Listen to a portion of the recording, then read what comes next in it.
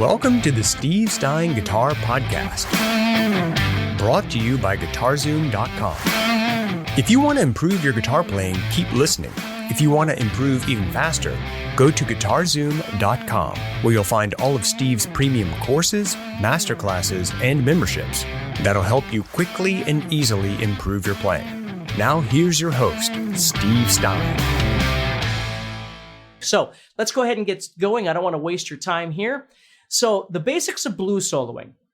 Now, when you first start learning how to play blues, the first place most people start is they learn how to play what's called the minor pentatonic scale. And I certainly have a lot of videos that teach you about this sort of thing on YouTube. Although we'll go into more detail in the guitar course. But taking that scale right there and learning how to play through it creatively. Like one of the biggest things that people talk about, is how come my solos always sound like scales? And oftentimes the reason is because you're playing it like a scale. You know, if you go,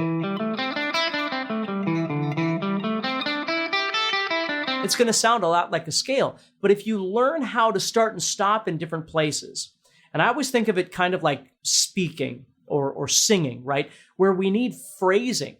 We need to start thinking about phrasing. So as we're playing, instead of going,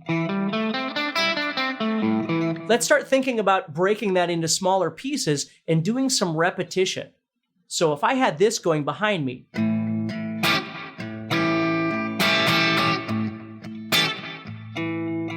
and I go,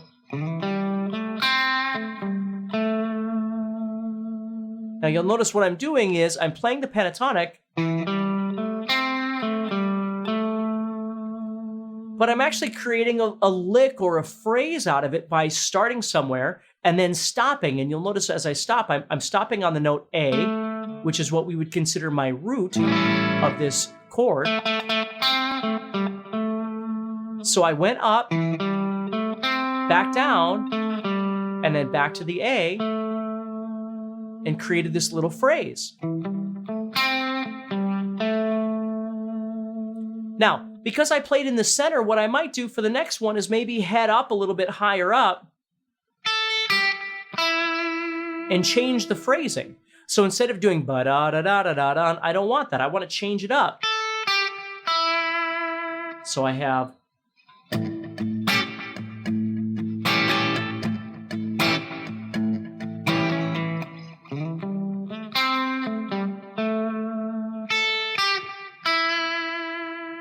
you see?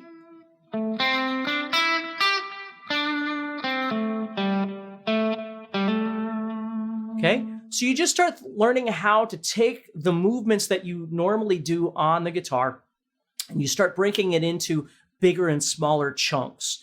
And you start thinking about adding some repetition in there. It's okay to go back to the same notes.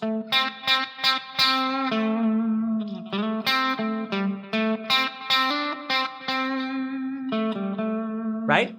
And then what I like to do then is I start adding in some little effects. And again, we're going to talk all about this stuff in the guitar course, but things like hammer-ons or pull-offs or slides, right? So if I'm playing, just that little subtle slide can sound really, really cool. See that?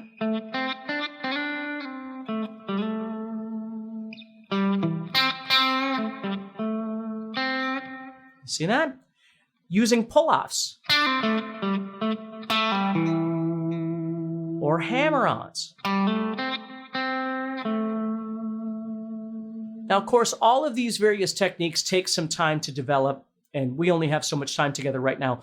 But if you've been soloing for a while, these are things I want you to be thinking about is as you're playing, don't just pick everything. It's okay to pick, no doubt about it, right? But start learning how to add some of these other effects in. Think about your phrasing, right? Think about hammer-ons or pull-offs or slides and start utilizing that stuff. And if all this stuff is new to you, again, If you're enjoying this episode and you'd like to support the podcast, go to GuitarZoom.com. and consider becoming a premium member. There are 3 memberships to choose from. VIP, which gives you instant access to a library of short but powerful courses as well as new bite-sized lessons each month. There's also Play Songs that gives you step-by-step lessons so you can learn to play your favorite songs fast.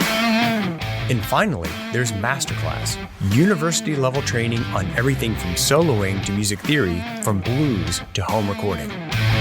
For more info about these memberships and all the premium courses available to you, go to GuitarZoom.com.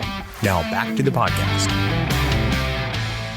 I have a bunch of videos out on YouTube that you can certainly watch and grab, or you can, take a look at the guitar course that I'm talking about. And everything's in a methodical order. So it helps you to learn all of these techniques and how to apply them to your playing, which sometimes people need more than just a video here and there. I mean, if you don't, that's great. And if you do, have a look at the link in the description and see if it helps you. So as I'm playing, I'm using pull-offs and hammer-ons and slides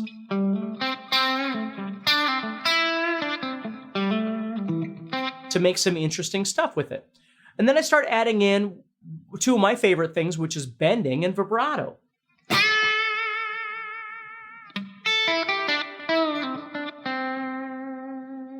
Now again, all of these techniques, if you're new to them, they all take time. You need to nurture them by spending time learning how to do a bend or learning how to do a vibrato, different things like that. But they're really important because it isn't just the notes that you're playing. Soloing isn't really about that. Soloing starts with learning how to phrase properly and make the motions, the forward or backward motions that you're making, sound more interesting by adding in subtle elements, which I call vocal techniques, which are hammer-ons and pull-offs and slides and things like that. So as you're playing, just something small that you can do. So I'm doing that little slide and then adding some vibrato.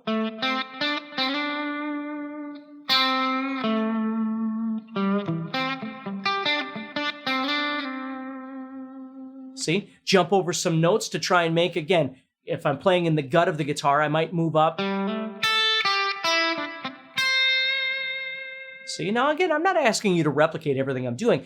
I just want you to break outside the normal box that you might live in when you think about soloing and go, oh, I never thought about jumping over something, or I never thought about sliding to a note after I play it, right? That's the kind of stuff I want you to be thinking about a little bit. Okay? So as you're playing along with a blues rhythm, whatever blues jam you like to use, again, the guitar course comes with a bunch of different jam tracks and things, but whatever it is that you're using, find something that's fairly slow and comfortable for you, and just start kind of...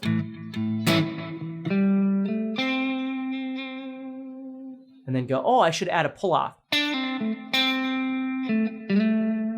Right? Different kinds of things like that.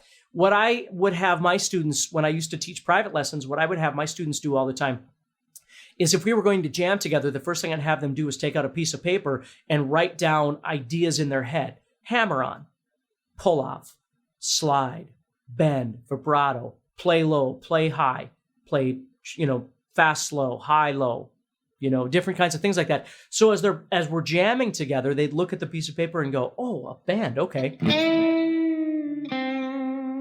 Or a vibrato or whatever, or slow down, don't play so much, right? Different kinds of things like that. I'd have them write these things down so as they're soloing, they would think about it. And I want you to think about doing the same thing, okay? So again, I don't want to waste your whole day. This is just a little segment of something that might help you with your soloing, getting started in soloing, or making your solo sound better. And then tomorrow what we're going to do is we're actually going to learn the real secret to soloing with blues, which is the combining of major and minor together. So we're going to do that tomorrow, and then on Saturday, we're going to put it all together in an actual jam, and I'll give you a jam track and things like that to see if that helps you. So thank you so much for joining me. Thank you so much for your time, and please click on the link and learn more about my guitar course, and have a wonderful day, okay? Take care. Next time on the Steve Stein Guitar Podcast.